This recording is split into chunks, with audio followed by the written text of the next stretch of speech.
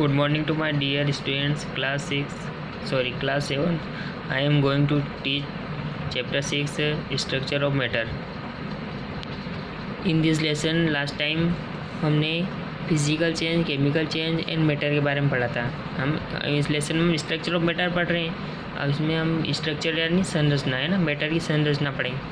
अब आगे हम इसमें पढ़ेंगे अब जो chemical substance can be divided as two major groups. जो केमिकल सब्सटेंस होते हैं वो टू मेजर ग्रुप्स में बटे हुए होते हैं। एक तो प्योर सब्सटेंसेस एंड मिक्सचर्स है ना, इन टू टाइप से बटे हुए होते हैं।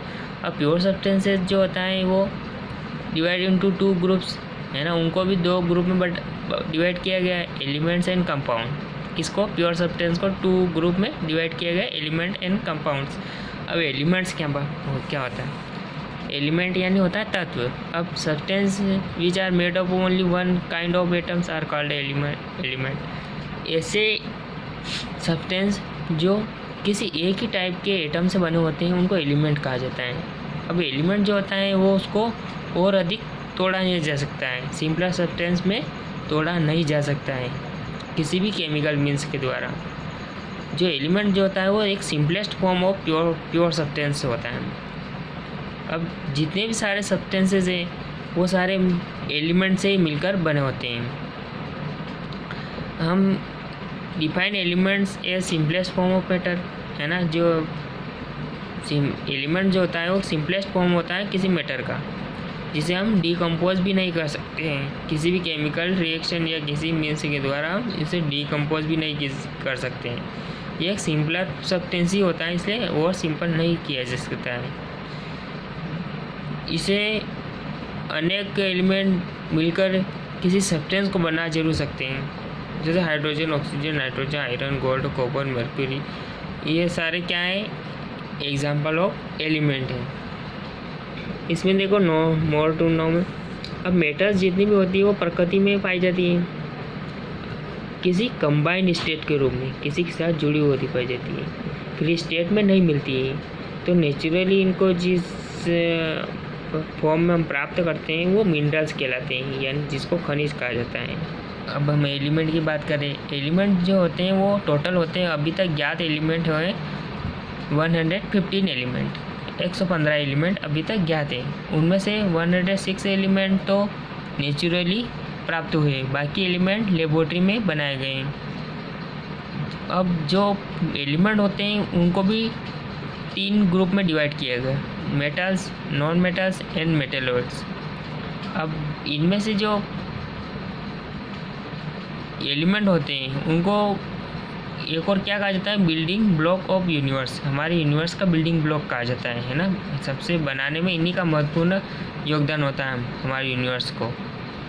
जितने भी सारे सब्सटेंसेस यूनिवर्स में आ जाते हैं सारे एलिमेंट से बने होते हैं। अब इसमें हम पढ़ते हैं मेटल्स के बारे में। जो मेटल्स होती है वो अर्थ से ही प्राप्त होती है ना। ज़्यादातर मेटल्स कहाँ से प्राप्त होती हैं, अर्थ से ही।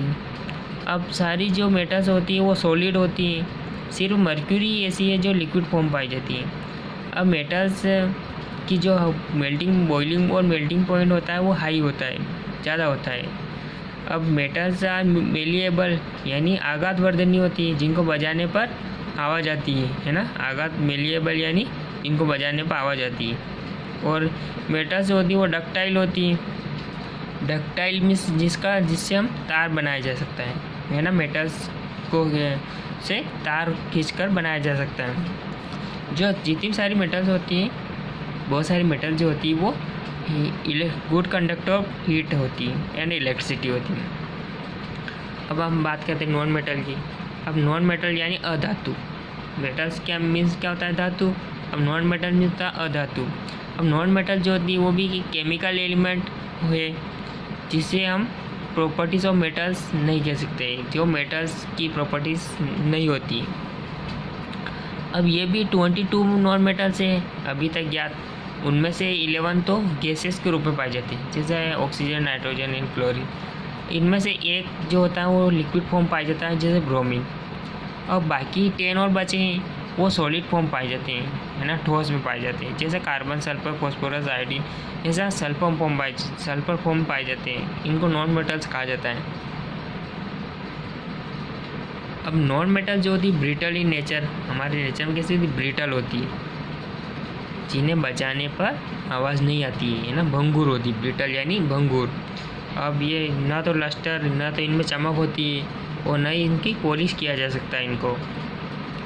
ये bad conductor of heat and electricity होती है। सिर्फ एक ग्रेफाइट ही एक ऐसी नॉन मेटल है जो गुड कंडक्टर ऑफ इलेक्ट्रिसिटी है। ग्रेफाइट आपने देखा होगा, जो हमारी पेंसिल होती है, पेंसिल उसके अंदर जो काला काला सब्सटेंस पाया जाता है वो नॉन मेटल होता है, जो ग्रेफाइट होता है। अब मेटेलॉइड्स की बात करें, मेटेलॉइड्स जो होता है वो भी एक एलिमेंट है ना, ऐसे एलिमेंट है जो मेटल्स और नॉन मेटल दोनों के कैरेक्टर शो करते हैं। जैसे बोरॉन, सिलिकॉन, आर्सेनिक, ये सारे क्या है, मेटेलॉइड्स हैं। और मेटेलॉइड्स से ज़्यादातर सेमी मेटल होते हैं, सेमी मेटल कहा जाता है। थैंक यू, आज के लिए इतना ही, बाकी कल पढ़ेंगे।